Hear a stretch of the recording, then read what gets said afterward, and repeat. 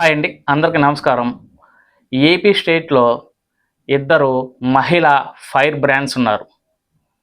వీరిద్దరూ రాజకీయంగా ఏమి మాట్లాడినా సంచలనంగానే ఉండిద్ది. వీరిద్దరూ ప్రత్యర్థి పార్టీల మీదకి తమదైన శైలిలో విమర్శన అస్త్రాలు కురిపిస్తూ ఉంటారన్నమాట. వీరిద్దరూ విమర్శ చేశారంటే అది ప్రభుత్వానికి కానీ ఇటు ప్రతిపక్షానికి కానీ చాలా చెప్పుకోవాలంటే పదునైన అస్త్రాలతోటి వాళ్ళ గుండెలు చీల్చినట్టే ఉండిద్ది అనమాట. అలాంటి పదునైన అస్త్రాలని వదులుతూ చాలా తమదైన శైలిలో చాలా చలోక్తులతోటి వాళ్ళ రాజకీయ ఇంటర్వ్యూలు కానీ, రాజకీయ మీటింగులు కానీ, రాజకీయ విమర్శన అస్త్రాలు కానీ జరుగుతూ ఉంటాయి. వాళ్ళు ఎవరో కాదు, ఒకటి వైసీపీ తరపున మాజీ మంత్రి శ్రీమతి రోజా గారు, అలాగే అధికార టీడీపీ పక్షాన ప్రస్తుత హోంమంత్రి శ్రీమతి వంగలపూడి అనిత గారు. వీరిద్దరూ రాజకీయంగా ప్రత్యర్థుల మీదకి తమదైన శైలిలో విమర్శన అస్త్రాలు గుప్పిస్తూ ఉంటారు. సో ఇప్పుడు అక్కడ రాజకీయంగా మెడికల్ కాలేజీలు ప్రైవేటీకరణ యుద్ధం ఇరు పార్టీలకి చాలా తీవ్రంగా జరుగుతూ ఉంది. వాళ్ళిద్దరూ చాలా తీవ్రంగా ప్రభుత్వ కాలేజీలు పీపీపీ పద్ధతిలో ప్రస్తుత గవర్నమెంట్ ఇవ్వటం ద్వారా, పీపీపీ పద్ధతిలో వాటిని కన్స్ట్రక్షన్ చేయటం ద్వారా అక్కడ రాజకీయ ఇష్యూ నెలకొని దాన్ని తీవ్ర స్థాయిలో చర్చకు దారితీస్తుంది. మాజీ మంత్రి రోజా గారు, అలాగే ప్రస్తుత హోంమంత్రి అనిత గారు ఈ ప్రభుత్వ వైద్య కళాశాలలో ప్రైవేటీకరణ గురించి ఏమి మాట్లాడుకున్నారు ఒకసారి మనం విందాం. పీపీపీ అంటే ప్రైవేటీకరణ కాదు అని అనిత అంటుంది. మరి పీపీపీ అంటే ప్రైవేటీకరణ కాకపోతే రౌడీ షీట్లకు ఇచ్చే పెరోలా అని నేను అడుగుతున్నా. ఈరోజు మీకు దమ్ముంటే నేను వస్తాను, రండి. రాజమండ్రి మెడికల్ కాలేజ్కి వస్తారా? విజయనగరం మెడికల్ కాలేజ్కి వస్తారా? నేను ఇన్ఛార్జిగా ఉన్న మచిలీపట్నం మెడికల్ కాలేజ్కి వస్తారా? నంద్యాల మెడికల్ కాలేజ్కి వస్తారా? మీ పక్కనే ఉంది కదా, వైజాగ్ లో ఉంటావు కదా, పాడేరు, ఆ మెడికల్ కాలేజ్కి వస్తావా? మెడికల్ కాలేజీలు అంటే ఎలా ఉంటాయి, ఎలా కట్టాలి, అక్కడ చదువుకుంటున్న మెడికల్ స్టూడెంట్స్ ఎవరెవరు అనేది డీటెయిల్ గా మీకు చూపిస్తాను. దమ్ముంటే ఎవడైనా రండి, తీసుకెళ్తాను. ఆవిడ తయారైంది సవిత. మొదటిసారి ఎమ్మెల్యే అవగానే, మంత్రి అవగానే కొత్త పిచ్చోడు పొద్దురగడు అంటారు చూసావా, ఆ విధంగా ఉంది సవిత ప్రవర్తన. తనకు ఓట్లేసి గెలిపించిన ప్రజలకి ఈరోజు మెడికల్ కాలేజ్ ని పూర్తి చేయాల్సిన బాధ్యత మంత్రికి లేదా జిల్లాలో? ఈరోజు చంద్రబాబు నాయుడు మీద ఒత్తిడి తీసుకొచ్చి ఆ కాలేజ్ ని పూర్తి చేయడం ఆమెకి చేత కాదు. ఈరోజు అమరావతిలో వర్షం వచ్చింది, నీళ్లు తోడుతున్నామని కోట్లు వేస్ట్ చేస్తూ తినేస్తున్నారు. దాంట్లో కొంత డబ్బు తీసుకొచ్చి పూర్తి చేయొచ్చు కదా, అది చేత కాదు. ఈ రోజు మీ వెనకబడిన ప్రాంతం అనంతపురంలో పేద ప్రజలకి ఒక నాణ్యమైన వైద్యాన్ని అందించే విధంగా చంద్రబాబు నాయుడు కూడా చేయని ఆలోచన జగన్మోహన్ రెడ్డి గారు చేసి అక్కడ కాలేజీని నిర్మాణం స్టార్ట్ చేసి అది పూర్తి చేసుకోకుండా దాన్ని అమ్మకానికి కేబినెట్ లో పెడితే ఎలా సిగ్గు లేకుండా దానికి మద్దతు తెలిపావని సరితను అడుగుతున్నా నేను. మళ్ళీ నువ్వు కూడా మాట్లాడేదన్నా జగన్మోహన్ రెడ్డి గారి గురించి? నీకే అర్హత ఉంది? నీ కోట్లేసిన ప్రజలకి వెన్నుపోటు పొడిచి చంద్రబాబు నాయుడు చెప్పేదానికి గంగిరెద్దులాగా తల ఊపుతూ జగన్మోహన్ రెడ్డి గారిని మాట్లాడే అర్హత మీకుందా అని అడుగుతున్నా.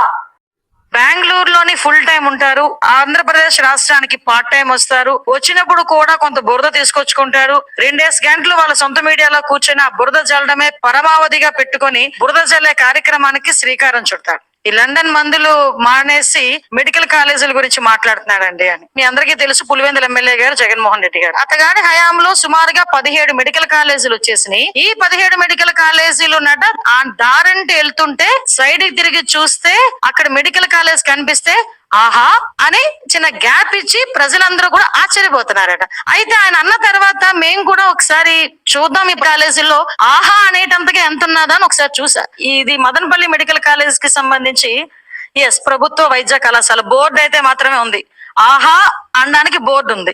సో ఇక్కడ ఫర్ ఎగ్జాంపుల్ ఇక్కడ మనం ఏమనుకోవాలి, ఈ పిల్లర్ ఏమో ల్యాబ్ అనుకోవాలి, ఈ పిల్లర్ ఏమో రీడింగ్ రూమ్ అనుకోవాలి, లేదు అనుకుంటే ఈ పిల్లర్ ఏమో ఒక లైబ్రరీ అనుకోవాలి. అలా అనుకుంటేనే తప్ప ఇది మెడికల్ కాలేజ్ అన్న సంగతి మన ఎవరికి అర్థం కాదు. ఇక్కడ చూసి ఆగి ఆహా అనే వాళ్ళు ఎవరైనా ఉన్నారా? మీ బతుకు చెడ అనుకున్న వాళ్ళు ఎవరైనా ఉన్నారా అండి? సారీ టు సే, నేను కొన్ని పదాలు తప్పట్లా. ఎందుకనంటే ఏందండి ఇది అంటే జగన్మోహన్ రెడ్డి మాయ చేస్తాడు, మంత్రాలు వేస్తాడు సంగతి తెలుసు గాని కట్టడమే లేకుండా ఇది కట్టడం ఉందని చెప్పి అది రోడ్డు మీద వెళ్తున్న వాళ్ళు ఆగి ఆహా అంటారు అంటే ప్రజలు ఏమైనా పిచ్చోళ్ళ? ఇది నిజంగా జగన్మోహన్ రెడ్డి ఆ రోజు మాట్లాడడం అన్నది ఆయన గోయి ఆయన తవ్వుకున్నట్టే.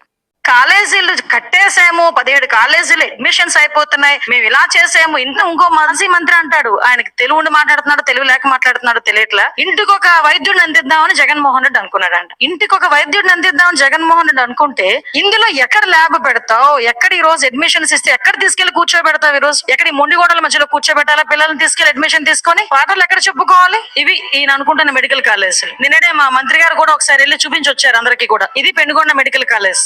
ఏ వైద్య విద్యార్థులు ఇందులో నుంచి తీసుకొద్దామండి? ఏ వైద్యుల్ని ఇంటికి ఒక వైద్యుడిని ఇలాంటి చోట నుంచి తీసుకొద్దామా? ఇంటికి ఒక వైద్యుడిని ఇలాంటి చోట చదివించి ఈ రోజు వైద్య ప్రమాణాలని, జీవన ప్రమాణాలని పెంచడానికి ఏమైనా ఆస్కారం ఉందా? అసలు శంకుస్థాపనలు రాయలేదు మాత్రం పర్ఫెక్ట్ గా ఉన్నాయి. ఆహా అనుకుని ఆగేవేమైనా ఉన్నాయేమో మీరు చెప్పాలి నాకు ఒకసారి. సంభ్రమాశ్చర్యాలకు గురి కావడం కాదండి. అంటే జగన్మోహన్ రెడ్డి దేన్నైనా మసిపూసి మారేడుగా చేయగలరు అని ఇంకొకసారి ప్రజలకు అర్థమయ్యేటట్టు జగన్మోహన్ రెడ్డి చేసుకున్నాడు ఈ విషయంలో. అంటే జరగనిది కూడా జరిగినట్టుగా క్రియేట్ చేయడానికి సాక్ష్యాలు ఏమైపోతాయండి? ఈ రోజు మొత్తం 17 మెడికల్ కాలేజీల తాలూకా చరిత్ర మొత్తం ఉంది. పీపీపీ మోడల్ అనేసరికి ఎందుకు ఉలిక్కి పడుతున్నాడో నాకు అర్థం కావట్లేదు. ఇది జేపీపీ మోడల్ కాదు, జగన్ ప్రైవేట్ పార్ట్నర్షిప్ కాదు, ఇది పీపీపీ, పబ్లిక్ ప్రైవేట్ పార్ట్నర్షిప్. 2019 నుంచి 24 వరకు ఎవరు గవర్నమెంట్ లో ఉన్నారు? అప్పుడే మర్చిపోయాడు జగన్మోహన్ రెడ్డి.